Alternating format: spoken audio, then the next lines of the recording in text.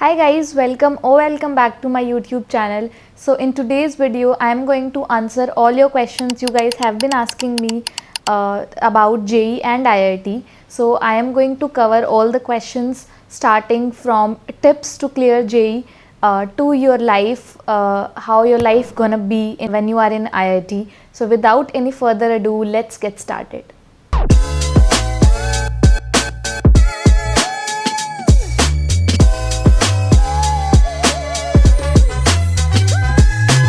So starting with the first question जो I think सारे students के दिमाग में होता है इज़ लक और hard work. So it depends person to person कि आपका लक कितना साथ देता है. And in my case I think it was 30-70%. 30% was luck and 70% was hard work. और लक मैं किसे बोलती हूँ, मैं आपको बताती हूँ. मैंने एक बुक पढ़ी थी the secret and it is one of my favourite books, क्योंकि उसमें आपको एक सीक्रेट बताया है टू अचीव योर ड्रीम्स. वो सीक्रेट मैं आपको आज बताना चाहती हूँ इज़ कि जो भी आपका ड्रीम हो, वट एवर, आपकी कोई चीज़ हो सकती है, कोई कॉलेज हो सकता है, कुछ भी हो सकता है, आप उसको मैनिफेस्ट करो. मैनिफेस्ट करने से मतलब है, मैनिफेस्ट करने के बहुत सारे तरीके हो सकते हैं. आपको बहुत सारी लाइक तरीके मिल जाएंगे इंटरनेट पे कि आप उसको, उसकी फ़ोटो चिपका के रखो, उसका नाम लिख के रखो, आप उसको मेडिटेशन करते टाइम उसको सोचो. एंड जो मैंने ट्राई किया था वॉज कि मैं हमेशा दीवार पे IIT दिल्ली लिख के रखती थी. दीवार पे एक पेपर चिपका के IIT Delhi. And I use to manifest it सोते टाइम एंड जागते टाइम. एंड मतलब हमेशा जब भी मैं फ्री होती थी मेरे दिमाग में वो घूमता रहता था. एंड उसको इस तरीके से आपको सोचना है कि आप उसको प्रेजेंट टाइम में आप जी रहे हो. आप उसको इस तरीके से सोचो कि मैं ऑलरेडी IIT दिल्ली में हूँ. My dream college was IIT Delhi, तो मैं हमेशा IIT दिल्ली के बारे में सोचती थी कि मैं ऑलरेडी वहाँ पे हूँ. और उसके साथ साथ you have to be passionate about it, you have to do hard work for it. और इतना हार्ड वर्क करो कि यूनिवर्स खुद आपसे आके कहे कि ले लो यार, ये तो तुम्हारा हक है. एंड ये बात बहुत सच है कि मैंने ये चीज़ अपने लाइफ में बहुत सारी चीज़ों पे ट्राई करी है. एंड मेरे साथ हमेशा काम करी है. ये मेरा बहुत अच्छा एक्सपीरियंस है इसके साथ कि आप किसी चीज़ को, वो कहते हैं ना, आप किसी चीज़ को दिल से चाहो तो पूरी कायनात आपको उससे मिलाने में लग जाती है. So that line is so true कि आप उस चीज़ को बहुत पैशनेटली अगर चाहते हो, उसके लिए आप इतना हार्ड वर्क करो, उसको आप पूरा उसके अंदर खो जाओ कि वो ही आपका प्रेजेंट है और आप उस चीज़ को पा चुके हो. तो universe will play a role to bring that thing to you, right. So मेरे लिए लक वो है कि यूनिवर्स ने मेरा कितना साथ दिया है वो चीज़ मेरे को ला के देने में. तो मेरे लिए लक वो है. सो 30% वॉज माई लक कि मैंने उसको कितना पैशनेटली फॉलो किया. And 70% was my hard work. Okay, so this was my experience. And आप भी ये चीज़ ट्राई करके देख सकते हो. ऑल्दो ये वीडियो JEE वालों के लिए है, बट अगर कोई और भी ये वीडियो देख रहा है तो भी आप लोग कोई भी ड्रीम को कंप्लीट करने में आप ये चीज़ ट्राई कर सकते हो. कुछ लोग कहते हैं कि 11 is a good time to manifest your dreams, to sit and think about your dream and to think it in the present present tense. And उसको आप रिपीट करो बार बार कि मैं IIT दिल्ली में आ चुकी हूँ, मैंने एडमिशन ले लिया है. Think like that, speak like that. और यूनिवर्स को आपको यूनिवर्स को बताना है कि yes, this is your dream, right. So next question, moving on to next question is minimum hours to study in last days. And I will also cover this question, last minute tips in this answer only. So ऐसा कोई minimum hours नहीं है कि आप 6 से 7 घंटे पढ़ोगे तो आपका सिलेक्शन हो ही जाएगा, वही आपने 5 घंटे कर दिए तो आपका सिलेक्शन नहीं होगा. ऐसा कुछ भी नहीं होता है. It totally depends on your capacity कि आपका दिमाग कितना जल्दी किसी चीज़ को कितना ग्रैस्प करता है, या फिर आपका दिमाग कितना जल्दी रिस्पॉन्ड करता है किसी चीज़ पे. Totally depends on that. और लास्ट मिनट टिप्स में भी मैं यही बोलना चाहूँगी कि फॉर एग्जाम्पल जितना मुझे पता है कि 27 से आपके एग्ज़ाम स्टार्ट हो रहे हैं and today is 24th. So already 3 ही दिन बचे हैं. तो instead of choosing new topics, instead of learning new topics, आप उन टॉपिक्स पे ध्यान दो जो आपके वीक हैं. आप उन टॉपिक्स को रिवाइज़ करो. एंड वीक से मेरा मतलब ये नहीं कि जो टॉपिक आपसे बिल्कुल होते ही नहीं, आपको पता है ये इस टॉपिक से अगर मेरे पास क्वेश्चन आ गया तो मैं नहीं बना सकता, उन टॉपिक को आपको नहीं छूना है। अगर आप वो टॉपिक करोगे तो आप ज़्यादा पैनिक हो जाओगे कि यार मेरे को कुछ भी नहीं आता है और मैं एग्ज़ाम में क्या करूँगी। आपको वो टॉपिक बिल्कुल भी नहीं छूना है, आपको उन टॉपिक्स को रिवाइज़ करना है जो आपको लगता है कि यार मेरा ये पार्ट जो है मैं इसका क्वेश्चन कर लूँगा, बट ये मेरा थोड़ा वीक पार्ट है। एंड ऑल्सो क्या होता है कि बहुत बार ऐसा होता है बहुत सारे बच्चों के साथ कि उनका 2 सब्जेक्ट जो है वो अच्छे होते हैं और एक सब्जेक्ट जो होता है वो इतना अच्छा नहीं होता है। तो जो तीसरा सब्जेक्ट है जो आपका अच्छा नहीं है, उसको पूरा रटने के बजाय आप उसमें से वो टॉपिक्स रिवाइज़ करो जो आपको पता है कि इस सब्जेक्ट का मैं सिर्फ ये क्वेश्चंस कर सकती हूँ, इसके अलावा नहीं कर सकती। तो उस सब्जेक्ट को आप सिर्फ लिमिटेड टॉपिक्स रिवाइज़ करो एंड बाकी 2 सब्जेक्ट जो आपके अच्छे हैं उन पे आप ज़्यादा ध्यान दो। आई would suggest that. Okay, next question is how to handle pressure during exam and before exam, and plus I'll answer another question with it, how to attempt your exam. So first of all, सबसे बड़ी गलती जो बच्चे करते हैं कि अपने साथ पानी नहीं लेके जाते। वो सोचते हैं यार 3 घंटे का एग्ज़ाम है, 3 घंटे सर्दी है, वैसे भी कौन सा पानी पीने की हमें ज़रूरत पड़ेगी। तो water is the only thing तो नहीं कहूँगी, बट वाटर एक ऐसी चीज़ है जो आपको पैनिक होने से बचाती है एंड जो आपके माइंड को रिलैक्स करती है। तो आप पेपर से पहले भी, एग्ज़ाम से पहले भी आप बहुत सारा पानी पी कर जाओ। नेक्स्ट, आप ट्रांसपेरेंट बॉटल अलाउड होती है एग्ज़ाम के अंदर, तो आप अपनी ट्रांसपेरेंट बॉटल लेकर जाओ एंड आपको जब भी लगे कि यार मेरे से 2 क्वेश्चन लगातार हुए नहीं, आप पैनिक हो जाते हो कि मेरे से 2 क्वेश्चन 3 क्वेश्चन लगातार ही नहीं हो रहे हैं, तो drink water, drink a lot of water, take 2 to 3 deep breaths. While attempting the exam, you should start with your strongest subject. ऐसा नहीं, बहुत सारे बच्चे ऐसा करते हैं कि केमिस्ट्री से शुरू करते हैं कि मतलब आपका अगर केमिस्ट्री स्ट्रॉन्गेस्ट है तो definitely you should go with it, but अगर आपका मैथ्स और फिजिक्स स्ट्रॉन्ग है तो you should go with your strongest subject. ऐसा नहीं करना है कि केमिस्ट्री जल्दी हो जाता है इसलिए हम केमिस्ट्री से शुरू करेंगे, राइट। आपको हमेशा, फॉर एग्जाम्पल मेरे केस में मेरा मैथ्स स्ट्रॉन्ग था एंड फिजिक्स वीक था, तो मैंने हमेशा मैथ्स से शुरू करा। नेक्स्ट थिंग इज़, आपको ऐसे नहीं करना है कि 1 घंटा मैथ्स देन 1 घंटा केमिस्ट्री देन 1 घंटा फिजिक्स, ऐसा बिल्कुल नहीं करना है। कभी भी एग्ज़ाम ऐसा नहीं होगा कि आपको इक्वली डिस्ट्रीब्यूशन ऑफ टाइम मिले, कभी भी ऐसा नहीं होगा। आपका जो वीक सब्जेक्ट होगा उसके लिए आपको हमेशा कम टाइम देना है एंड स्ट्रॉन्ग सब्जेक्ट्स को हमेशा ज़्यादा टाइम देना है।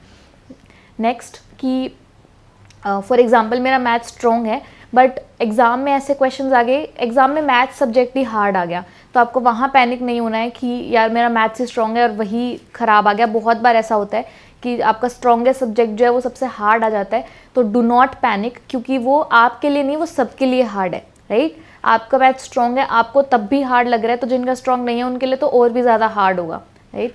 तो आपको पैनिक नहीं करना है एंड अगर आपको लगता है कि आपका 2-3 क्वेश्चन लगातार नहीं हो रहे हैं तो आपको नेक्स्ट सब्जेक्ट पे, सेकंड स्ट्रॉन्गेस्ट सब्जेक्ट पे चले जाना है, फॉर एग्जांपल केमिस्ट्री, राइट। तो आप केमिस्ट्री के आप जब थोड़े 5-6 क्वेश्चंस बना लोगे उसके बाद आपको कॉन्फिडेंस बिल्ड हो जाएगा कि हाँ मैं कुछ कर पा रहा हूँ एग्जाम में, फिर आपको वापस आना है अपने स्ट्रॉन्गेस्ट सब्जेक्ट पे, मैथ्स पे, ठीक है। और जो आपका वीकेस्ट सब्जेक्ट है, आई वुड सजेस्ट आपको उसको लास्ट में अटेम्प्ट करना है। ऐसा नहीं करना है कि आप उसके लिए टाइम ही ना छोड़ो, बिल्कुल। एटलीस्ट आपको हाफ एन आवर उसके लिए, हाफ एन आवर या 40-45 मिनट्स आपको उसके लिए रखने हैं और उसको हमेशा लास्ट में अटेम्प्ट करना है। लेकिन अगर आपको ऐसा लग रहा है कि 2 आपके जो स्ट्रॉन्ग सब्जेक्ट थे वो हार्ड आ गए हैं, तो आप वीकेस्ट सब्जेक्ट को आप पहले भी कर सकते हो सकता है उसका पेपर बहुत ईजी आ गया हो, तो आपके लिए वो ज़्यादा बेनिफिशियल होगा अगर आप उसको पहले करोगे। And another tip is for negative markers, जो बहुत ज़्यादा नेगेटिव करते हैं। सी, आपको जो भी वहाँ पे मार्क करने का ऑप्शन होता है एवरी क्वेश्चन, आपको जिस भी क्वेश्चन में डाउट हो, मार्क इट फॉर लेटर। कभी भी आपको तुक्के नहीं मारने हैं, कभी भी आपको ऐसे चांस नहीं लेना है कि आपके पास 4 ऑप्शन है, आप सिर्फ एक के लिए श्योर हो कि ये ऑप्शन तो नहीं हो सकता, बाकी 3 में श्योर नहीं हो, फिर भी तुक्का मार देते हो। ऐसा नहीं करना है आपको। पहले आपको उसको मार्क करके रखना है। जिस क्वेश्चन के लिए आप 100% श्योर हो, आपको वही अटेम्प्ट करने हैं।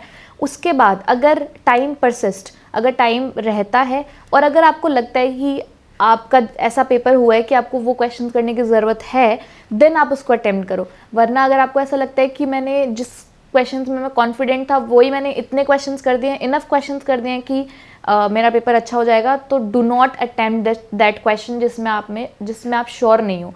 क्योंकि क्या होता है कि हम 10 क्वेश्चन सही करने के बाद हम 20 क्वेश्चन गलत कर देते हैं, तो वो बहुत ज़्यादा नेगेटिव मार्क्स में चला जाता है, ठीक है। और आप मेंस में फिर भी आप चांस ले सकते हो कि अगर आपको 2 ऑप्शंस में कन्फ्यूजन है एंड लाइक आपको लगता है कि बहुत कम क्वेश्चंस हुए हैं जिनमें आप बहुत मतलब ज़्यादा श्योर हो, तो आप चांस ले सकते हो मेंस के केस में। बट एडवांस के केस में do not take any chance, क्योंकि एडवांस में क्या होता है कि पार्शियल मार्किंग होती है। फॉर एग्जांपल 3 ऑप्शन सही है, आपने लाइक 2 ऑप्शन सही मार्क करे, तीसरा ऑप्शन गलत मार्क कर दिया, तो वो पूरा उल्टा हो जाएगा। जिसके आपको पॉजिटिव नंबर मिलने थे आपको वो भी 0 मिलेगा एंड नेगेटिव हो जाएगा वो अलग से। तो एडवांस में आपको कोई भी चांस नहीं लेना है तुक्के मारने का या नेगेटिव करवाने का, ठीक है, क्योंकि एडवांस में बहुत ही लिमिटेड मार्क्स आते हैं, बहुत ही लिमिटेड क्वेश्चंस अटेम्प्ट हो पाते हैं, और उसी के अंदर आप अगर आप नेगेटिव करवा दोगे तो वो बहुत लाइक गलत हो जाएगा आपके पेपर के लिए। तो आप जिस ऑप्शन के लिए पूरे प्रॉपर श्योर हो, आप सिर्फ वही ऑप्शंस अटेम्प्ट करो एडवांस के केस में, right. Next question is your strategy to crack JEE and can an average student crack JEE? देखो, एवरेज स्टूडेंट से अगर आपका मतलब है कि आपके मार्क्स एवरेज आते हैं, ऐसी कभी भी मार्क्स डिसाइड नहीं करते कि आप एवरेज स्टूडेंट हो या नहीं हो। 8th क्लास तक अगर मार्क्स के हिसाब से देखें तो 8th क्लास तक I was below average student, मतलब मेरे वो भी नहीं आ पाते थे, मतलब I can say average student, जो एवरेज स्टूडेंट के आते हैं 80, 85 ऐसे परसेंटेज आते थे। एंड मार्क्स कभी भी डिसाइड नहीं करते कि आप एवरेज स्टूडेंट हो या नहीं। आपको किसी चीज़ को करने का कितना पैशन है, आप उसके लिए कितने हार्ड वर्किंग हो, आप लाइक उस चीज़ को कितना दिल से सोचते, आप वहाँ उस चीज़ तक दिल से कितना पहुँचना चाहते हो, दैट डिसाइड्स कि आप कैसे स्टूडेंट हो, आप एवरेज स्टूडेंट हो या आप गुड स्टूडेंट हो, राइट। एंड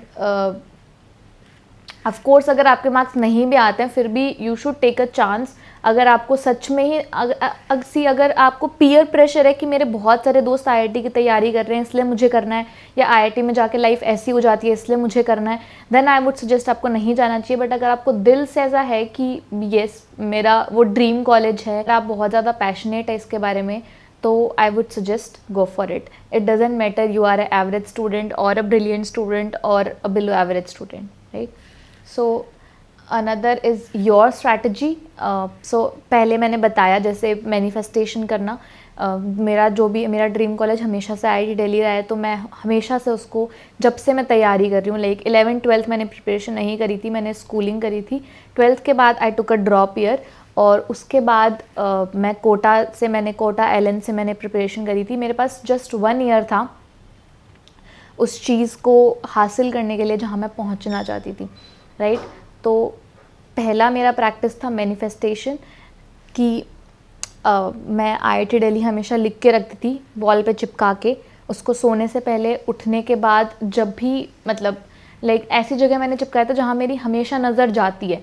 और वो वर्ड पढ़ते ही, आईआईटी दिल्ली वर्ड पढ़ते ही मेरे दिमाग में एक इमेजिनरी लाइक वर्ल्ड बन जाता था, इमेजिनरी एक दुनिया बन जाती थी कि ओ ये मेरी दुनिया है, ओ यहाँ पे मुझे जाना है, इस टाइप का। तो आपके अंदर वैसी फीलिंग होनी चाहिए if you truly want to achieve it. Manifestation and hard work for it, मतलब उसको देख के आपको ये भी होना चाहिए कि यार यहाँ पहुँचने के लिए सिर्फ ख्याली पुलाव बनाने से नहीं होगा, मुझे मेहनत भी करनी पड़ेगी। तो आप उसके लिए पैशनेट के साथ साथ आप उसके लिए कितना हार्ड वर्क कर रहे हो, आप उसको पाने के लिए कितना मेहनत कर रहे हो, वो भी यूनिवर्स को दिखना चाहिए कि आप सिर्फ उसके बारे में सोचते नहीं हो, बल्कि उसको पाने के लिए आप उसके लिए मेहनत भी कर रहे हो, राइट।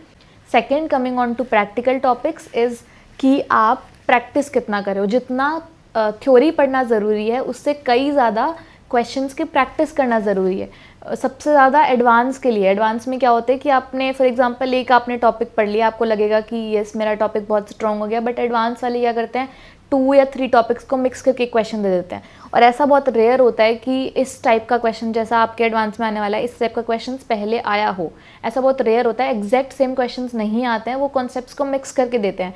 तो for that, to attempt that kind of question you have to practice. जब आपने मतलब ढेर सारे क्वेश्चंस बनाए होंगे, फिजिक्स मैथ्स जिसके भी ढेर सारे क्वेश्चंस बनाए होंगे, आपको हमेशा प्रैक्टिस हो जाएगी कि उस चीज़ को आपको कैसे अटेम्प्ट करना है, राइट। सिर्फ theoretical knowledge is not enough, is never enough. आपको थ्योरेटिकल नॉलेज ग्रैस्प करने के लिए कम टाइम लगता है, लेकिन प्रैक्टिस करने के लिए आपको बहुत टाइम चाहिए, और तो आप जितनी प्रैक्टिस करो उतनी कम होती है। आप कभी भी किसी भी पॉइंट पे आप ये नहीं बोल सकते this practice is enough for me, कभी भी आप ये नहीं बोल पाओगे कि मैंने इतनी प्रैक्टिस कर ली, ये मेरे लिए इनफ है और मैं इसके बाद फोड़ दूंगा पेपर एंड अब मेरे को और प्रैक्टिस नहीं करनी है। Never, you will never achieve that point, never. इससे मेरा मतलब ये है कि आपको कभी भी जब आप क्वेश्चंस बना रहे हो तब आपको सेटिस्फाई नहीं होना है उस चीज़ से कि आपने आज इतने क्वेश्चंस बना लिए। आपको हमेशा उस चीज़ की चुल मची रहनी चाहिए कि आप काश एक क्वेश्चन और बना लो, आप 2 क्वेश्चन और बना लो। लेकिन ये चीज़ आपको सिर्फ तभी करनी है जब आप क्वेश्चंस प्रैक्टिस कर रहे हो। वंस आपकी प्रैक्टिस कंप्लीट होती है, 3 घंटे बाद आपका एग्ज़ाम है, तो उस टाइम आपको ये सोचना है कि मैंने अपना 100% दिया है। आपका काम है पेपर कंप्लीट होने तक आपको 100% देना है। उसके बाद जो काम है वो यूनिवर्स का काम है, ठीक है। आपको पेपर देने तक 100% देना है। आपका पेपर जब तक आपका कंप्लीट नहीं होता तब तक आपको अपना 100% देना है। पेपर से जस्ट पहले आपको ये नहीं सोचना, उस टाइम आपको चुल नहीं होनी चाहिए कि मैंने काश 2 क्वेश्चन और बना लिए होते। उस टाइम आपको यही सोचना है कि मैंने अपना 100% दिया है और पेपर एंड होने तक मैं अपना 100% दूंगा। पेपर ख़त्म होने के बाद वो काम है वो यूनिवर्स का काम है, ठीक है। सो नेक्स्ट क्वेश्चन इज़ कि हमें कितने परसेंटाइल अबव मेंस में आने से हमें एडवांस की प्रिपरेशन करनी चाहिए एंड कहीं ऐसा ना हो कि आप NIT से भी रह जाएं, IIT से भी रह जाएं। So first of all at least आप अगर आपकी कट ऑफ क्लियर हो चुकी है but you are confident about कि आपका एडवांस ज़्यादा अच्छा होने वाला है, क्योंकि एडवांस और मेंस का पैटर्न बहुत अलग होता है। मेरा मेंस बहुत ज़्यादा अच्छा नहीं गया था, जनवरी में I got 98 percentile and April में मेरा वो भी डाउन हो गया था, दैट वाज 95 परसेंटाइल, बट मेरा एडवांस काफ़ी अच्छा हुआ था। तो दैट डिपेंड्स कि आपकी तैयारी किस टाइप की है and if you got try to get above 99 percentile in mains so that अगर आपको IIT नहीं भी मिलता है you can secure a good NIT। And बहुत सारे लोग ये भी सोचते हैं कि जनवरी का अटैम्प्ट है अभी एंड मैं 3-4 महीने में और तैयारी करके और अच्छा रिजल्ट कर लूँगी। तो you have to give extra जो आप पहले से तैयारी कर रहे थे, क्योंकि इस टाइम में सब लोगों का सिलेबस कंप्लीट हो चुका होगा एंड सब लोग ही तैयारी में लग जाते हैं। जो गलती मैंने करी थी, ऑल्दो हमारे टाइम पे कोविड आ गया था तो बाकी जो कॉम्पिटिटर्स हैं उनकी तैयारी और भी अच्छी हो जाती है। उसकी वजह से मेरा परसेंटाइल जो सेकेंड अटैम्प्ट था वो हमारा शायद जून में हुआ था आई गेस, तो उसमें मेरा परसेंटाइल और कम हो गए थे क्योंकि कॉम्पिटिटर्स की तैयारी और ज़्यादा अच्छी हो जाती है और आप उतना नहीं कर पाते जितना आपने सोचा था। सो अगर आप ये सोच रहे हो कि जनवरी में आपके इतने अच्छे नहीं आए तो अप्रैल में आप हमेशा बढ़ाई लोगे, ऐसा बिल्कुल नहीं होता है। इट्स नॉट कंपलसरी कि अप्रैल में आपके परसेंटाइल ज़्यादा ही आएंगे। So you have to give extra जो कि आप पहले से तैयारी कर रहे थे उससे। Next question is year drop is a good option और नॉट। सी, ये आपको आपसे बेटर कोई नहीं जानता, ठीक है। जैसे मैंने पहले कहा कि आप उसके लिए कितना पैशनेट हो। आपको सिर्फ ये नहीं सोचना कि आपके फ्रेंड्स जा रहे हैं इसलिए आपको जाना है, आप उसके लिए कितना पैशनेट हो दैट विल डिसाइड। और आपको 12th के साथ भी एक अटैम्प्ट देना है, ठीक है। आप 12th के साथ अटैम्प्ट दोगे, उसके मार्क्स से आपको पता चल जाएगा। जैसे मैंने 12th के साथ अटैम्प्ट दिया था, ऑल्दो मैंने कोई प्रिपरेशन नहीं करी थी, मैंने स्कूल से ही दिया था। सो मेरी कोई अच्छी रैंक नहीं आई थी but I cleared JEE mains, मतलब मैं एडवांस का पेपर दे सकती थी। So I cleared. उससे मेरे को पता लगा कि हाँ, अगर मैं प्रिपरेशन करूँ तो मैं कर सकती हूँ ये, ठीक है। तो आपको जब आप 12th का अटैम्प्ट दोगे या फिर आप नहीं दे पाते हो तो आप जब प्रैक्टिस कर रहे होते हो उसके हिसाब से आपको पता लग जाएगा कि you are made for this or not. अगर आपसे क्वेश्चंस नहीं बनते हैं JEE के, दैट डजंट मीन कि आप अच्छे स्टूडेंट नहीं हो, आप बिलो एवरेज स्टूडेंट हो। और अगर आप ब्रिलियंट स्टूडेंट हो तो ये हमेशा ज़रूरी नहीं है कि आप IIT के लिए ही बने हो। हर एक स्टूडेंट की अलग जर्नी होती है, अलग ड्रीम्स होते हैं, अलग कैपेबिलिटीज़ होती है एंड दैट विल डिसाइड कि आप IIT के लिए बने हो या नहीं। हो सकता है आपके लिए IIT से भी बहुत अच्छी चीज़ें लाइफ में भगवान ने सोच रखी हो सकता है आप इससे भी बड़ा कुछ करके दिखाओ। हमेशा ज़रूरी नहीं है कि आप IIT का पेपर नहीं कर पाए या आप IIT में नहीं आ पाए दैट मीन्स आपकी लाइफ वहाँ पे ख़त्म हो जाती है। That doesn't mean. बहुत बार फॉर एग्ज़ाम्पल आपने 12th फेल अगर देखी होगी तो वो जो स्टूडेंट था जो हमेशा चीटिंग करके पास होता था, जो चीटिंग के बिना हमेशा फेल होता था, उस स्टूडेंट ने UPSC का एग्ज़ाम क्रैक करके दिखाया है। अगर उस स्टूडेंट को हम बिलो एवरेज स्टूडेंट कहें तो UPSC का एग्ज़ाम हलवा नहीं होता। तो how can a below average student crack that kind of exam? Because of his passion, because of his hard work, right. और ये वर्ड मैं बहुत बार यूज़ कर चुकी हूँ, passion and hard work. you have to understand how important these two words are. Next question is, what is my job, what is my current CTC, what is my branch, and like is it easy to get a job from IIT. तो ये भी बहुत ज़्यादा ऐसा question है जिसका आपके दिमाग में बहुत एक वाइड पर्सपेक्टिव होगा जो लोगों ने बनाया है, आपके अराउंड लोगों ने बनाया है.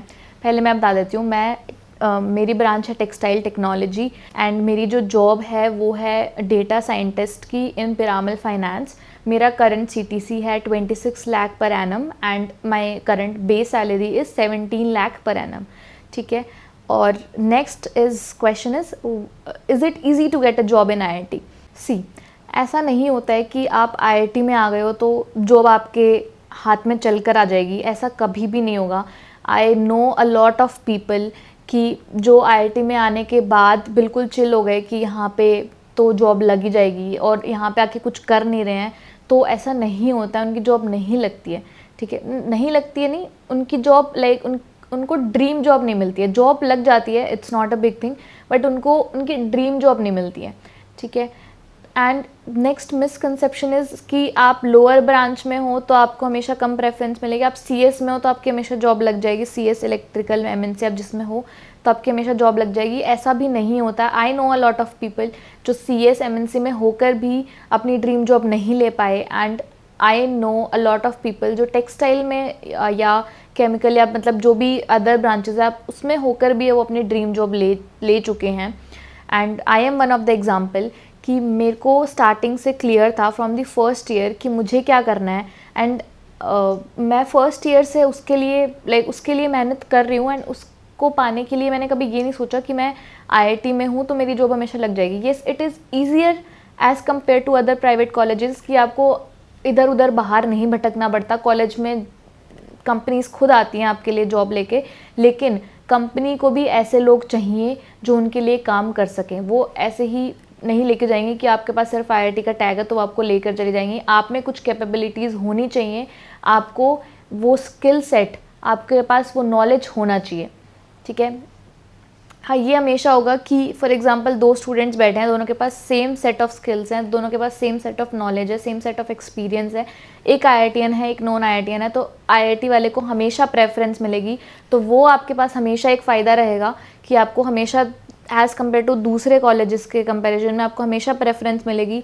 आपके पास अदर प्राइवेट कॉलेजेस में बहुत बार कंपनीज़ आती भी नहीं है, मास रिक्रूटमेंट करती हैं और बहुत बार उन्हें बाहर भी ढूंढनी पड़ती हैं जॉब्स. बट IIT में आपके पास हमेशा ये फ़ायदा रहेगा कि कंपनीज़ आपके कॉलेज में खुद आएंगी. Just you have to prepare for that.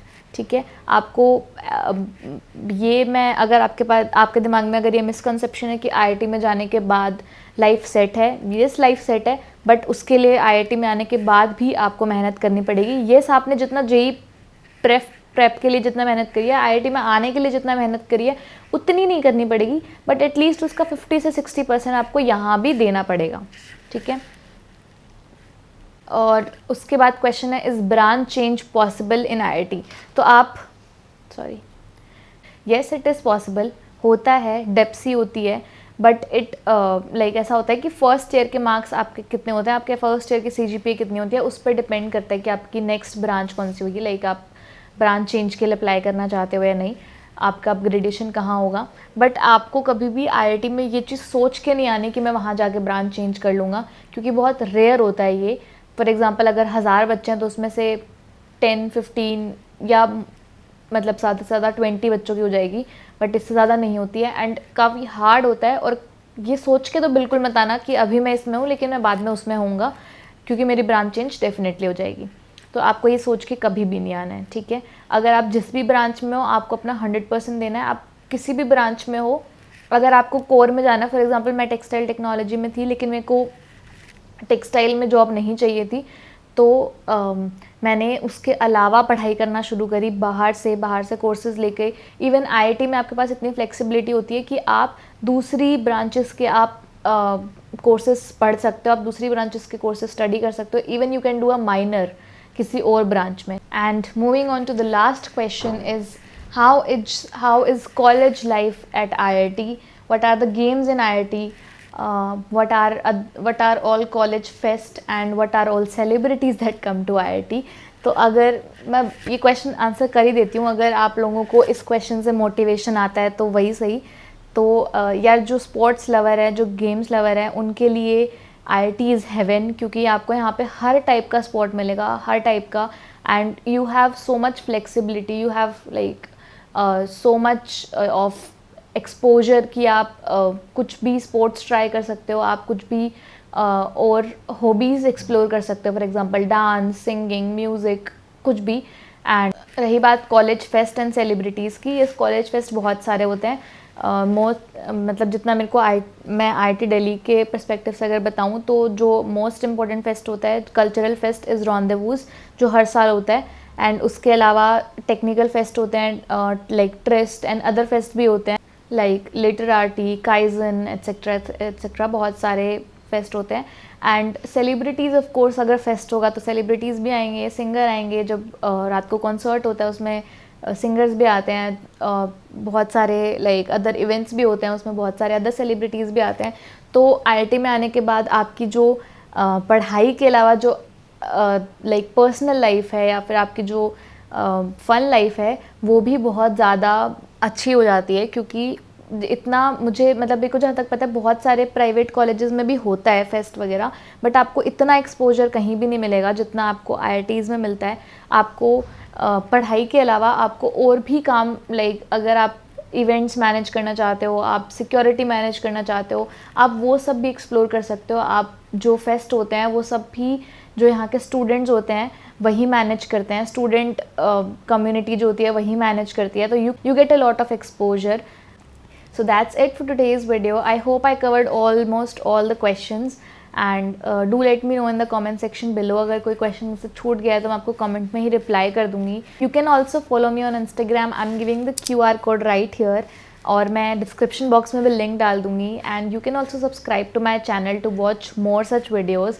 I hope आपको ये वीडियो पसंद आई हो, और ये वीडियो शेयर कर दो अपने सभी दोस्तों के साथ जो JEE एस्पिरेंट्स हैं या जो आने वाले टाइम में JEE की तैयारी करना चाहते हैं। All the very best to you guys. एक लाइक तो बनता है यार, बहुत मेहनत लगती है वीडियो बनाने में, प्लीज़ एक लाइक कर देना। एंड आई होप आपके लिए वीडियो इन्फॉर्मेटिव रही हो। Thanks for watching, bye bye.